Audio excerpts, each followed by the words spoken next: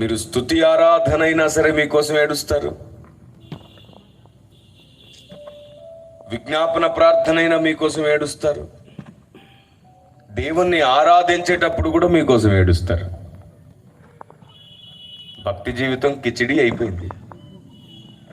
ఏమైపోయింది? అన్ని కలిపేస్తున్నా. ఆరాధనలో నీకోసం ఏడవకూడదు, అది తప్పుడు ఆరాధన. విజ్ఞాపన ప్రార్థన చేస్తున్నప్పుడు ఒకరి కోసం ఒకరు ప్రార్థించుకునేటప్పుడు మన విజ్ఞాపనలు దేవునికి ఇచ్చేటప్పుడు ఏడు. ఆరాధన అంటే ఆయన్ని హెచ్చించడం, ఆయన్ని గణపరచడం, ఆయన కృపను పాడాలి, సత్యమును పాడాలి, ఆయన న్యాయమును పాడాలి, ఆయన గుణములను పాడాలి. దేవదూతలే ఆశ్చర్యపడేటట్లు ఆయన జ్ఞానమును పాడాలి. లేదు, ఆరాధన చేసేటప్పుడు ప్రభువా నా కొడుకును మార్చు, కోడల్ని మార్చు, నాకు స్థలం కావాలి, పెళ్ళిళ్ళు కావాలి, ప్రమోషన్లు కావాలి, ఈ లిస్ట్, డీమార్ట్కి లిస్ట్ రాస్తాంగా, ఆ లిస్ట్ పట్టుకొని ఆరాధనలో కూర్చుంటాం.